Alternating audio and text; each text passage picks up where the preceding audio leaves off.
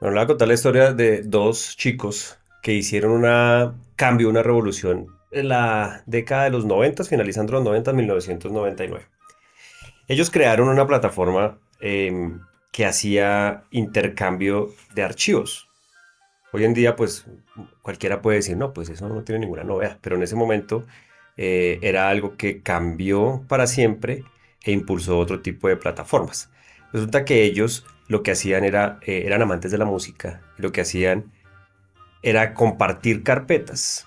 El internet en esa época no era tan veloz como lo es hoy. Entonces, si usted tenía su carpeta de música en su computador y yo tenía mi carpeta de música y queríamos algún artista, entonces lo que hacía era buscar entre todas las carpetas de los usuarios las canciones para poder ser intercambiadas. ¿Sí? Así funcionaba y así era la forma, digamos que, del primer gran formato de intercambio de información que dio pie a lo que después fue Spotify. Esa plataforma se llamaba Napster. Es una historia de la vida real. Duró como 2 años, como tuvo un crecimiento tan grande, creo que ni siquiera los chicos lo tenían en su visión, no pensaban que fuera a ser así. Y pues tuvieron unas demandas por derechos de autor, aunque tenían su defensa, que ellos no vendían la música, solo se compartían entre personas la información, pero dio pie a esa gran innovación que después se volvió más legal con Spotify. Uno de los fundadores de Napster después fue accionista de Facebook y fue el que impulsó a Mark Zuckerberg hacia lo que es hoy en día esa red social. ¿Ya he escuchado esa historia? Sí, buena historia. No ¿Cómo es? no la sé tan al detalle, pero sí he escuchado algo de la historia de Napster. Bueno, en esa época nosotros, cuando queríamos una canción, después surgió una plataforma que intentó imitarlo, se llamaba Ares, que fue un poco más Claro, famosa. descarga archivos. Entonces, lo que hacíamos ahí era coger esa canción y una canción de MP3 que pesaba unos 5 megas, se dividía en 4 disquetes. ¿Sí? No es que sea tan viejo, pero alcancé a vivir todas Sí, sí. esas, todas esas proyecciones. Y cogíamos para una sola canción 4 disquetes. La dividíamos y después en el computador lo volvíamos a unir y así teníamos nuestra canción en MP3. ¿Cómo es esa innovación? También estuve en esa época, claro. Estuvo en esa época los Sí, disquetes, alcanzó. claro, sí, es que tanto el pequeño como el grande. Nicolás, ¿cuánto ya emprendiendo? Eh, yo empecé emprendiendo en la universidad, más o menos como en la mitad de la universidad con unos amigos. Creamos un restaurante, negocio tradicional en la universidad y bueno, ese fue como mis primeros pasos al emprendimiento como formal. ¿Y qué pasó con el restaurante? No, eso fue. Fueron dos años y medio largos de lucha y bueno, no la logramos.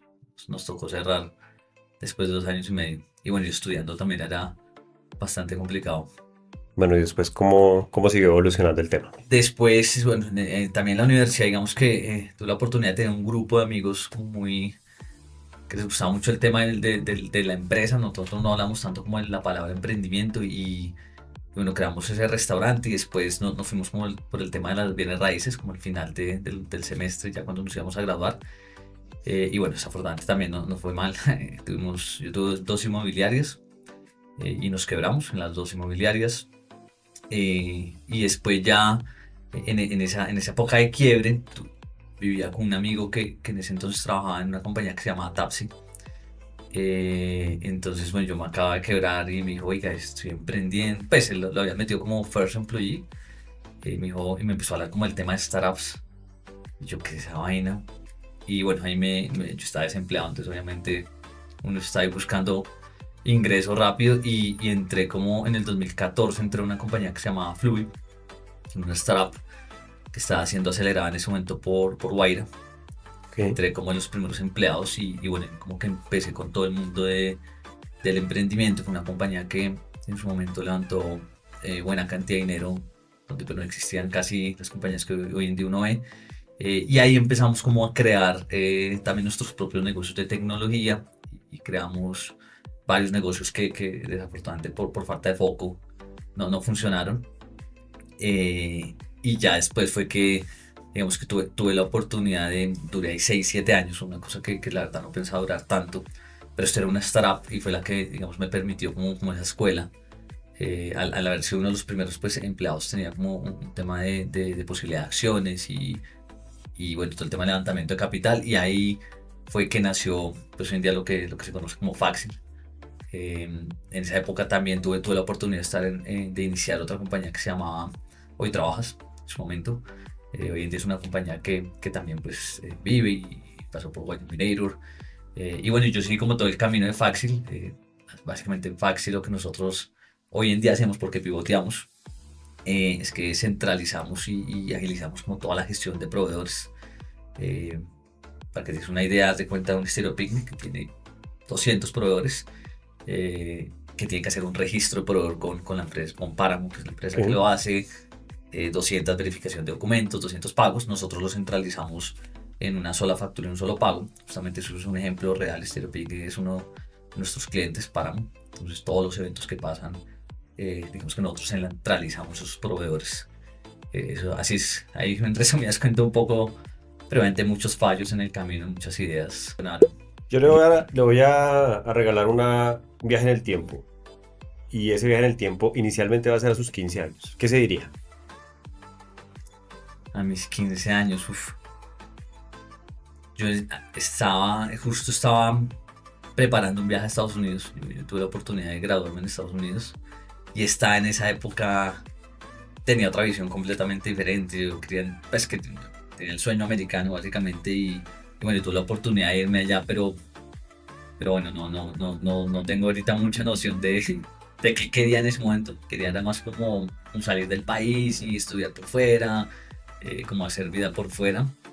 Pero bueno, Diosito me volvió a traer a Colombia. eh, pero sí, sí, es una época también muy bacana porque uno no está como tan preocupado por tantas cosas que a veces uno no tiene el control. Sí. Entonces, sí, sí. Listo. Y ahora lo voy a avanzar un poco más. De sus 15 años a su primer día de emprendimiento. ¿Qué se diría ese día? Yo creo que el saltar, o sea, el uno tomar ese salto, la ingenuidad que uno tiene en ese momento, creo que es algo que le ayuda a uno mucho.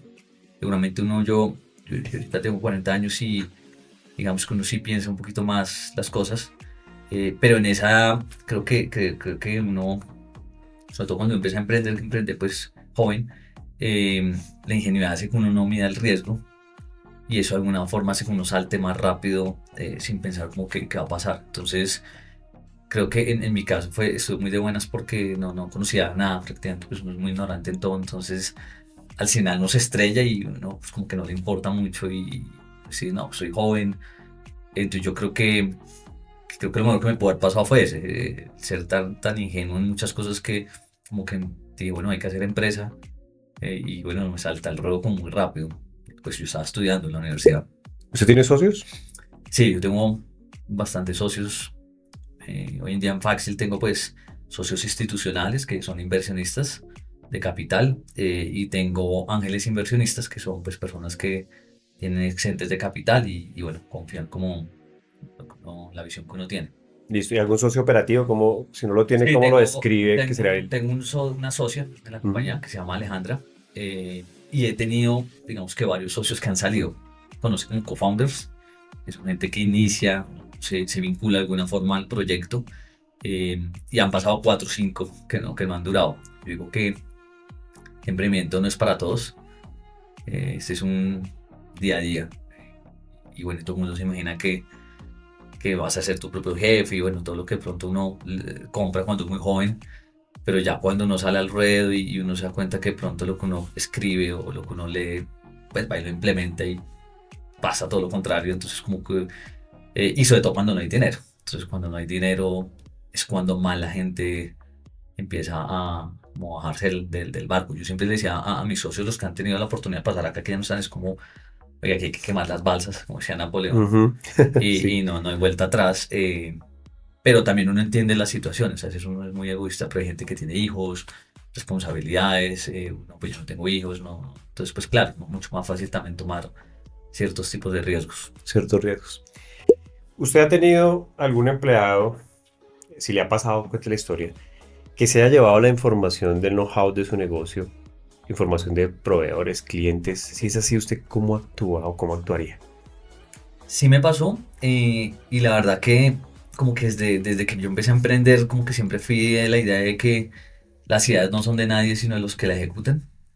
Entonces, como que al principio obviamente eso no es fácil porque uno se estresa, pero como que, no sé, afortunadamente no fue como algo que me hubiera causado tanta emoción como muchos emprendedores que yo sí he visto que gente muy cercana a ellos o C-levels, que son cargos pues altos, se han llevado información pues bastante vital del know-how del negocio.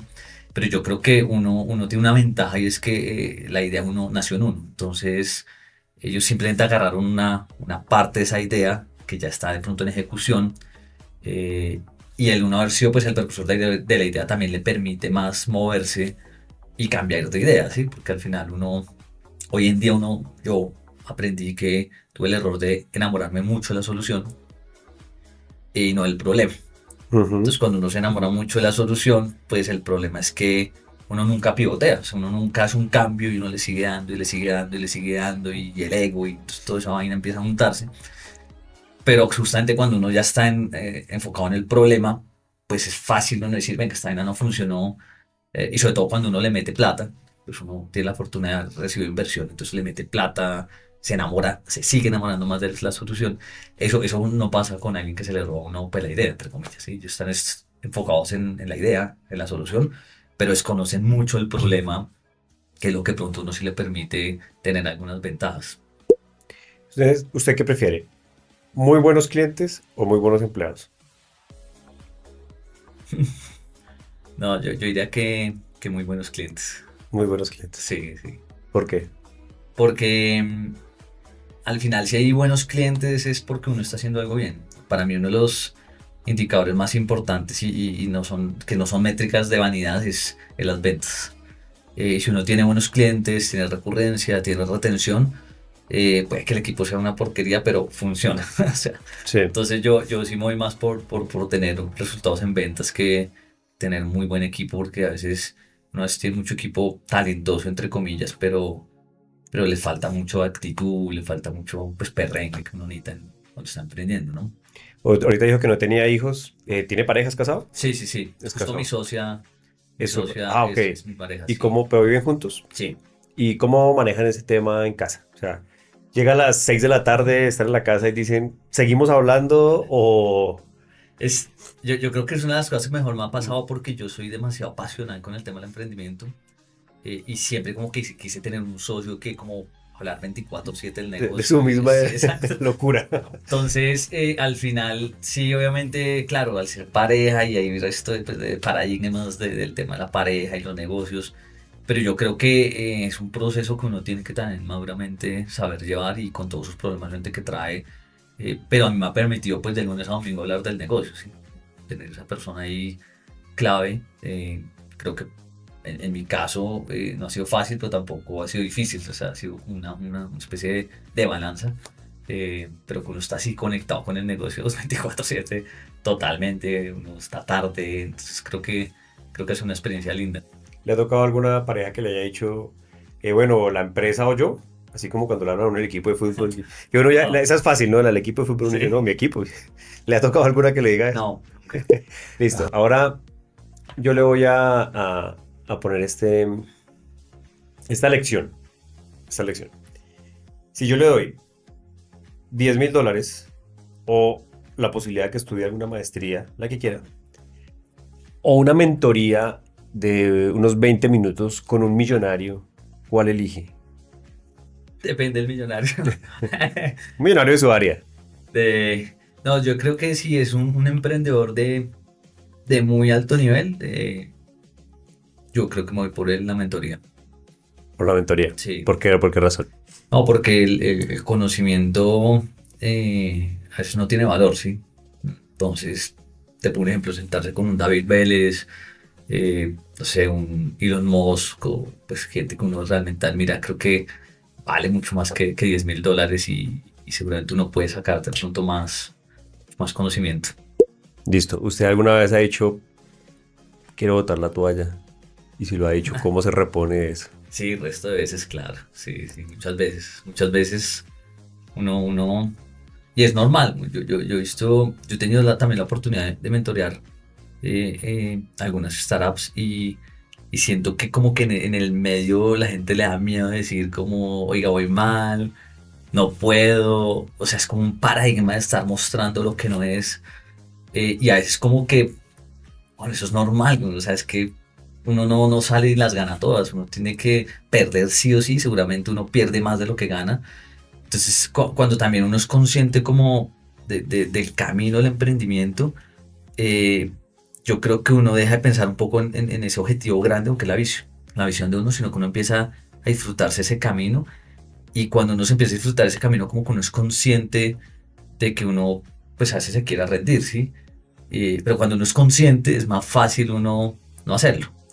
Y yo creo que siempre hay, muchas veces uno está muy preocupado porque uno no sabe para dónde ir ni por dónde coger, pero lo más fácil es como ese siguiente paso, ¿sí? No enfocarse tanto en qué va a pasar mañana, en un mes, sino como en el next step. Eso a mí me ha servido mucho, es enfocarme en lo que está en mi control y paso a paso seguramente uno va a llegar donde uno quiere, ¿sí?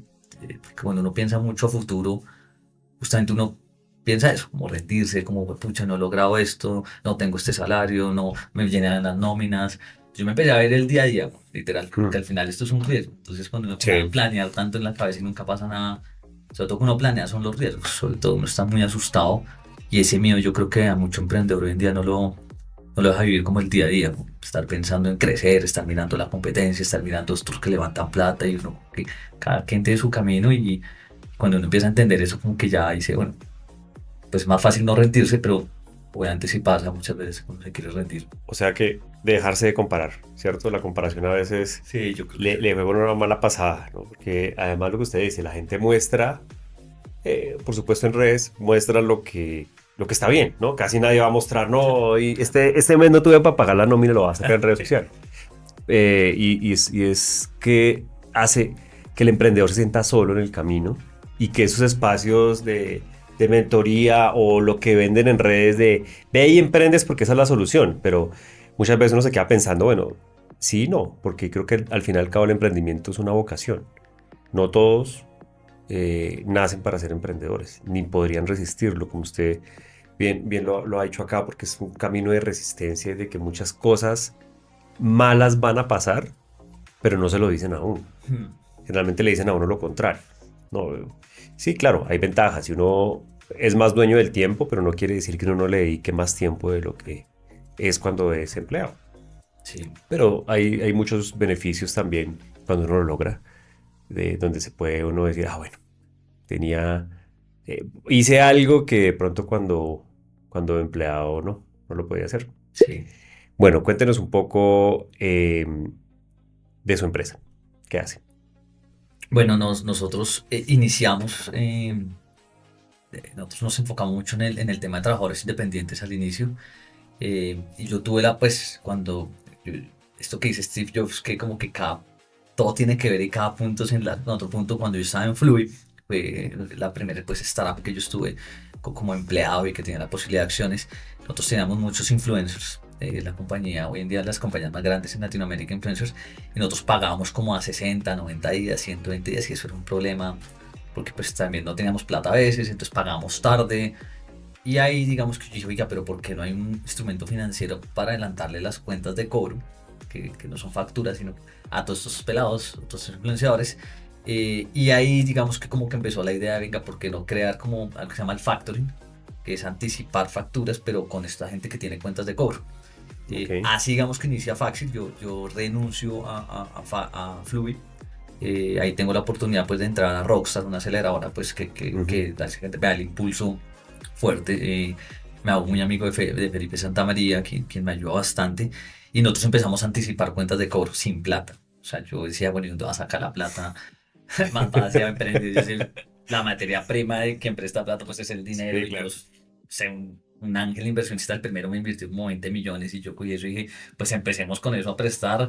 Y ahí empezamos a crecer y nos empezó a ir muy bien y nosotros logramos colocar casi 30.000 millones de pesos, todo en deuda, o sea, todo en Ujú. deuda. Y eso obviamente trae también de la misma magnitud los problemas y también bueno, esta plata no es para cualquiera. Bueno, entonces ahí vinieron como los descalabres y ya después de... Esperamos que estés disfrutando de este episodio de Anécdotas de Emprendimiento, historias reales, lecciones valiosas para los negocios y la vida. Te contamos que este podcast es producido por meapunto.co. Si tú también quieres tu propio podcast, recuerda ver toda la información que te dejamos en la descripción de este episodio. Continuamos. de una pérdida bastante grande de capital, que me tocó sacar pues casi que el 80% de la nómina. Nosotros pues al haber trabajado con tantos independientes, como que empezamos a conocer el proceso de quien los contrataba. Ahí hicimos el pivot y dijimos, venga, en lugar de enfocarnos en estos manes, enfoquémonos en las empresas que lo contratan, porque siempre pues conocíamos los procesos, que había con ciertas trabas, y ahí digamos que nace lo que hoy en día es Fácil, donde, como le dije al inicio, centralizamos y tratamos de agilizar todo lo que tiene que hacer una empresa con un proveedor, desde su registro, desde la verificación de documentos y el pago. Y eso hoy en día lo hacemos con clientes en Estados Unidos, con clientes en México y en Colombia. Yo digo que todavía no la hemos encontrado 100%. De pronto hace 5 años le he hecho en un podcast, ya tengo la solución. Pero no, yo ahorita soy mucho más real. Bueno, estamos en el camino de seguir iterando el producto. Y yo creo que las malas situaciones fue hace poco, antes de venir acá, estaba escuchando un audio de este tipo que creó Airbnb que decía que las buenas compañías pasan las crisis, pero las excelentes compañías forman un carácter después de la crisis.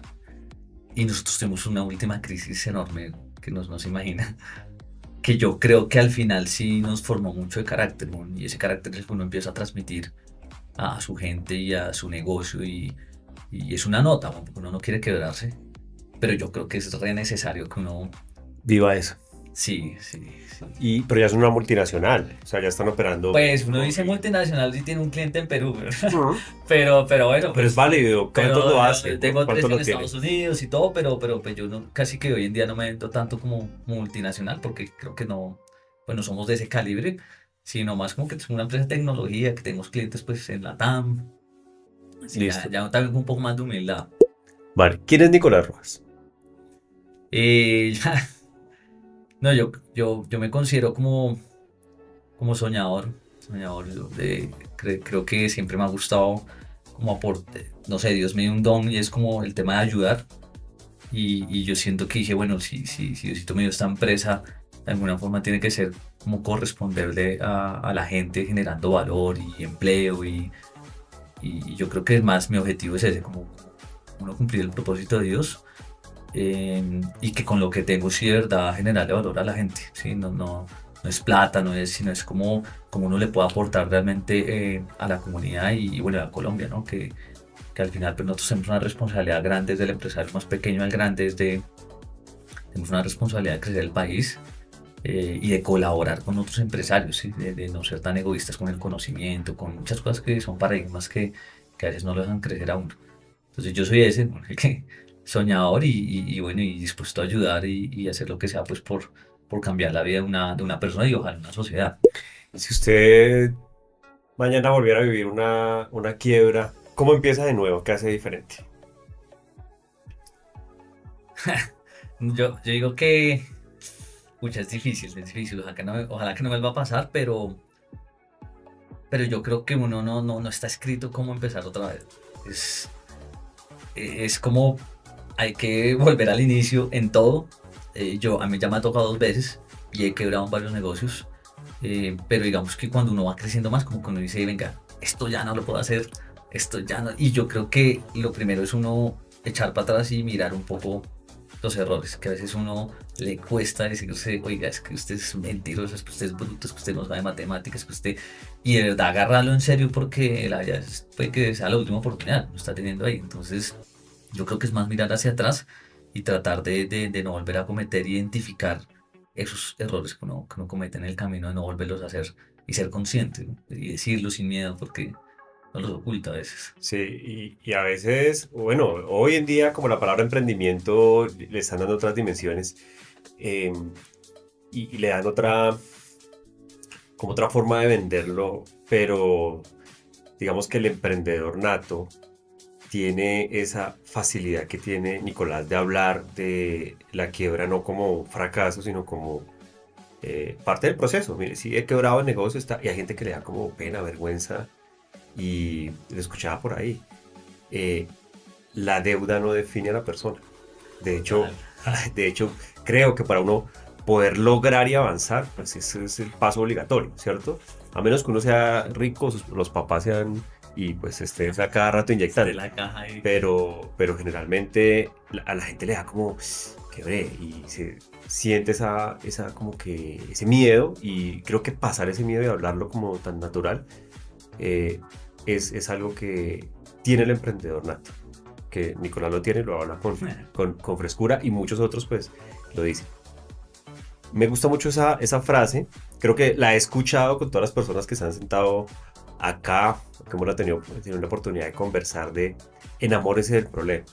Creo que al final, si tengo que cambiarle el nombre al podcast, le pondría enamórese del problema. Bueno, Ese concepto, porque todos hemos pasado por eso, de tener una buena idea. De hecho, creo que las ideas están ahí y uno está en la ducha, y se le ocurre o no algo y no sé si le pasa, pero yo a donde voy estoy pensando en lo que me están ofreciendo, todo, y yo digo, "Uy, esto sería mejor si le montan un software para esto, si ponen, siempre estoy pensando cómo podría ser mejor.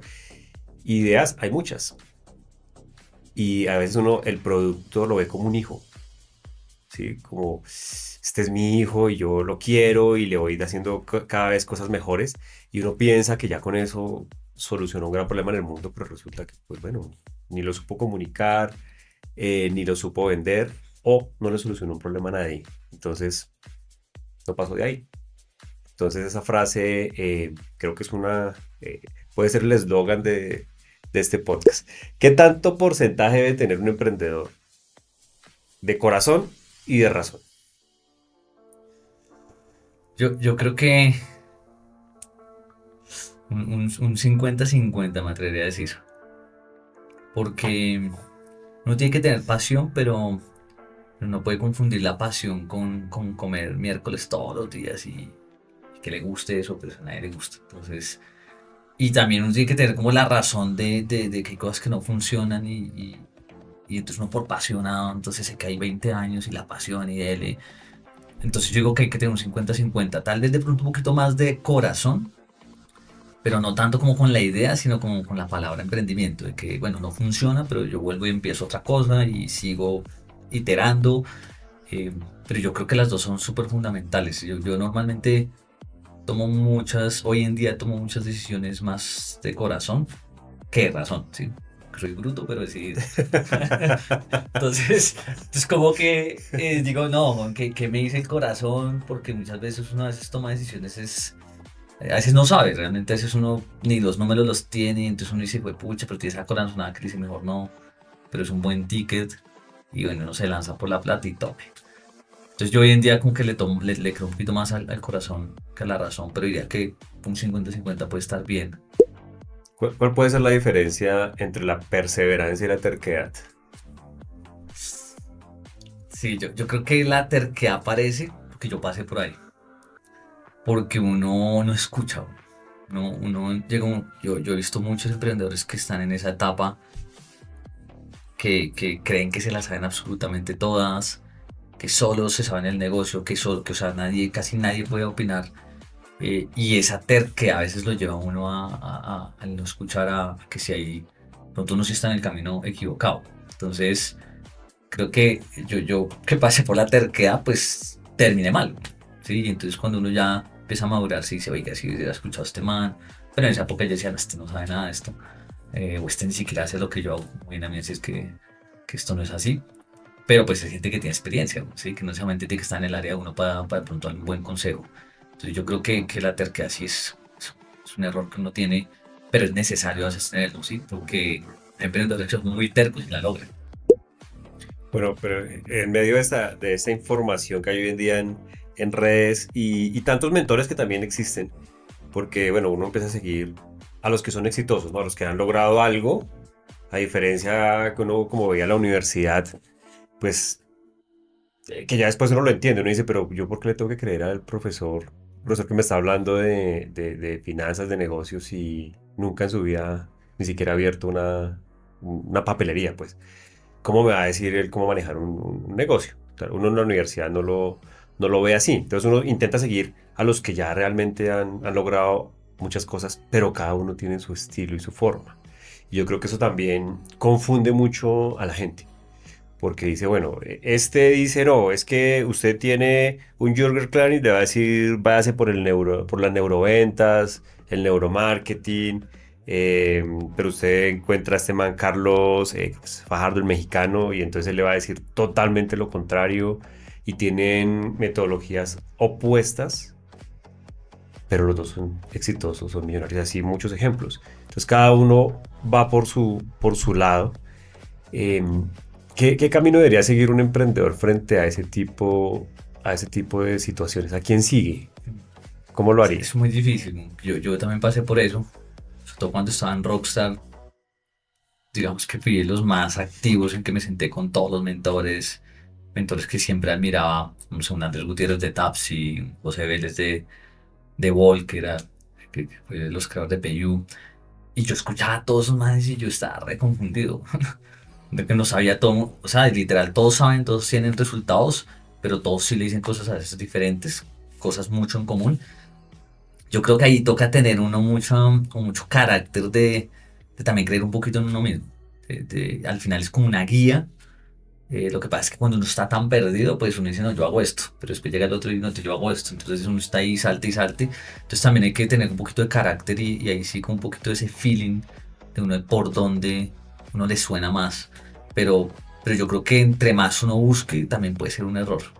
O sea, entre más uno también se esté sentando con gente validando el negocio, creo que el cerebro se me echa una confundida, porque como uno a todo le creen, entonces uno llega a un nivel, ¿a quién le creo? Entonces como que uno vuelve con 1000 ideas, pero al momento igual cero. ¿Qué hago igual? ¿Cuál de esos caminos cojo? Entonces, yo creo que sí hay que asesorarse, o leer, pero también tener un poquito de criterio sobre lo que uno debería creer que es el camino, ¿sí? Cuando ya uno está muy perdido, yo sigo que pues hay que arriesgarse con la que más le suena. O sea, hay que seguir también, Un poco pues, el su instinto sí. y que todos los negocios son diferentes. Es que es eso. Porque, bueno, Y a todo el todavía mundo no le funciona todo, ¿no? Digamos, el mercadeo digital es supremamente importante, vital. Cualquier persona que quiera hacer algo, pues tiene que hacer mercadeo. No hablamos de simplemente publicar en Facebook o en los estados de WhatsApp, sino hacer mercadeo, pues un poco de verdad, pero no a todo el mundo le va a funcionar Facebook, no a todo el mundo le funciona TikTok, no a todo el mundo. Yo creo que para cada negocio tiene sus formas, ¿no? No hay un negocio que sea pues paralelo a todo. Pues tienen que ser unas marcas como Coca-Cola, Nike, pues que en todo lado funciona Sí. su publicidad. Y mira, te digo una cosa, y hay una cosa ahí que ese tema es muy importante porque hoy en día nosotros los latinos en general nos guiamos mucho por el emprendedor estadounidense. Pero uno entiende, y yo que escucho una cantidad de podcasts, que ya estaba escuchando al CEO de Fincargo, que la historia es muy similar a la de nosotros oiga, es que la cultura aquí es diferente a la gringa. Entonces tú allá en Estados Unidos el software as a service, por ejemplo, bueno, todo el mundo lo usa. Bueno, sí, o sea, tú aquí meterle un software as a service a un empresario es porque de verdad le toca, es el sigo y es que si no eso es echar Excel.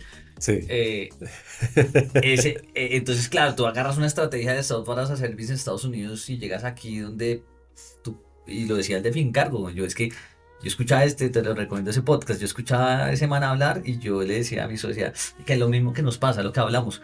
Nos han dicho empresarios de Enterprise, que son compañías gigantes, no, pero es que eso lo hace la secretaria y de verdad le trae uno el tinto y le hace las vueltas de y todo eso vale la mitad de su software.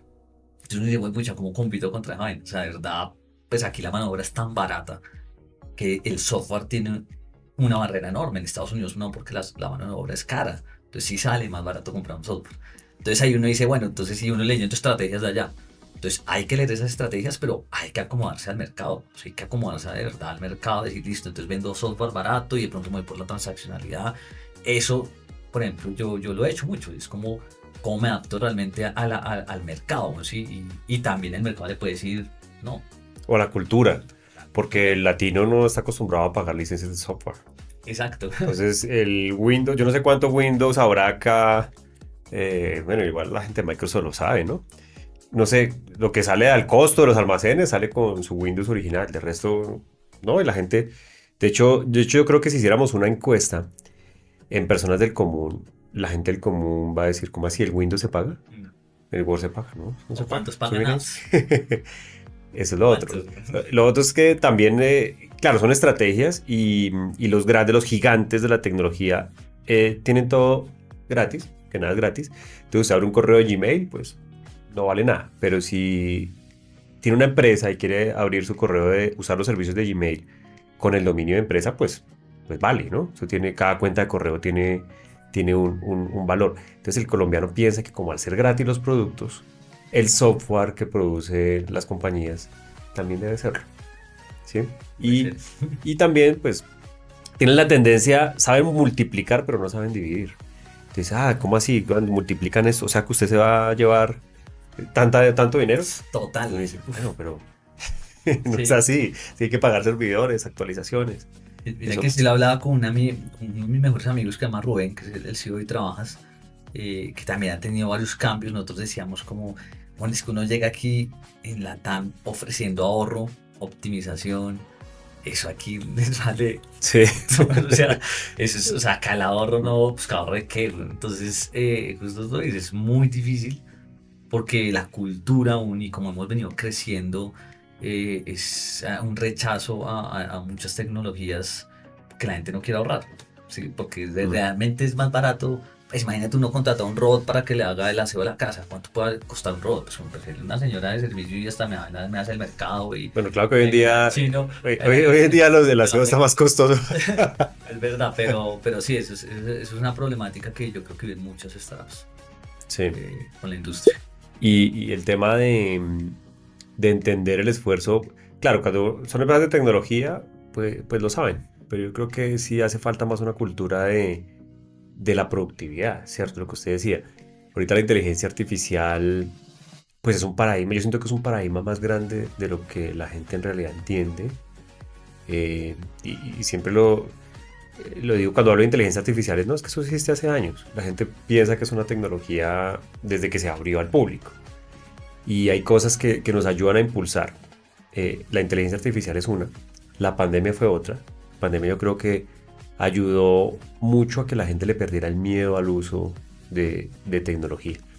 Y tiene que pasar ahorita con la revolución de la inteligencia artificial que la gente primero entienda qué es y segundo aprenda a usarla. Porque yo veo que la usan y generalmente nos hemos dado cuenta, hemos percibido que inclusive en empresas la usan mal. Porque no entienden, ¿sí? O porque quizás tienen algunas limitaciones desde el colegio, pensaría yo. Hemos entrevistado personas de colegios y ya son mucho más conscientes que primero tienen que entrenar a sus profesores, que no es algo muy común, pero hay colegios que ya están entrenando a los profesores porque los estudiantes ya les cogieron ventaja en el uso de esas tecnologías. Entonces, ¿cómo hacer para, desde el punto de vista de software y tecnología, hacerle entender al mercado que es valioso? ¿Cómo lo maneja? Yo, eso ya es pura estrategia de marketing, pero una de las cosas que nosotros hemos hecho es, alguna vez yo me leí en esos desesperos de buscar ventas, me leí una cosa que se llama el flywheel. Era como una estrategia de, normalmente pues el mercado normal es como el embudo de ventas que está el lead, bueno, está el prospecto y sale, esto lo que dicen es como voltee el embudo y es de un cliente, saque más clientes. Y tiene ciertas estrategias de retención, tiene que ser un buen producto.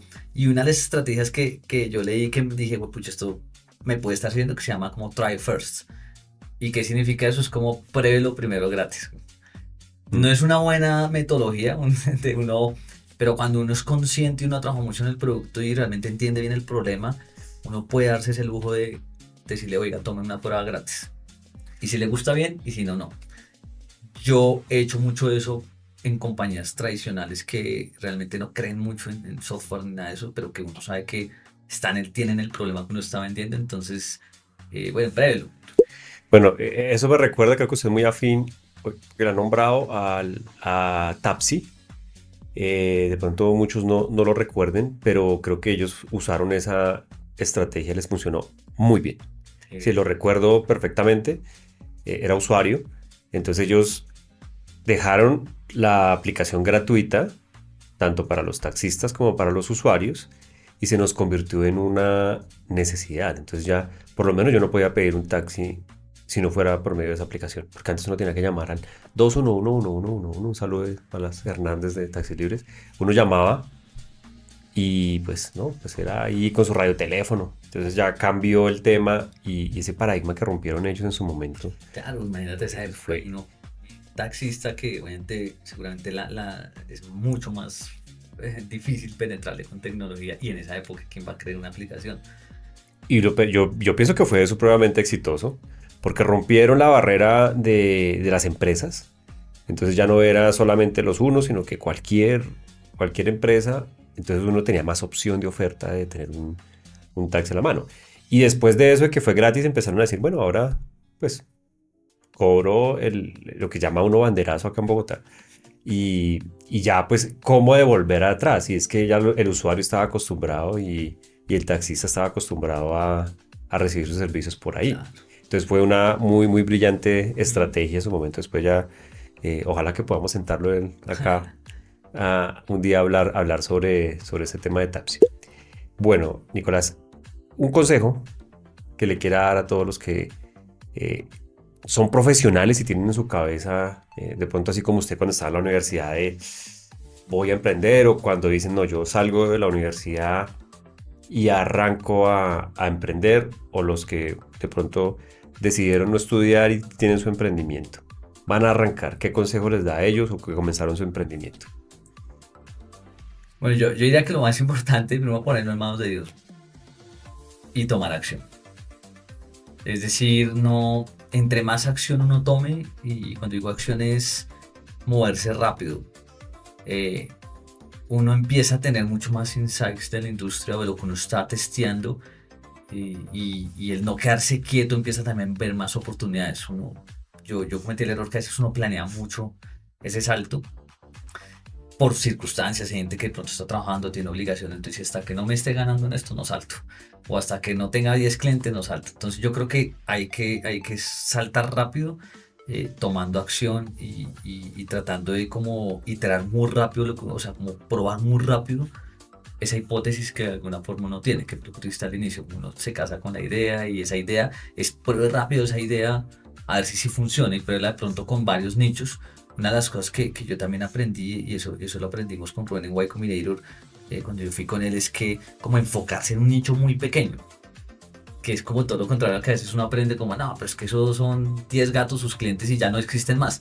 Pero bueno, ganes esos 10 y pase a los otros 20, y a veces enfocarse y salir a un nicho muy pequeño le ayuda a uno mucho a especializarse, a volverse como muy teso en ese producto con ellos. No significa que uno se esté casando con ese producto, sino hay que ganarse una porción de ese mercado tan pequeño, que es muy difícil, ¿no? Todo el mundo sale a cazar el mercado grande, y eso es mucho más difícil que ganarse un mercado pequeño.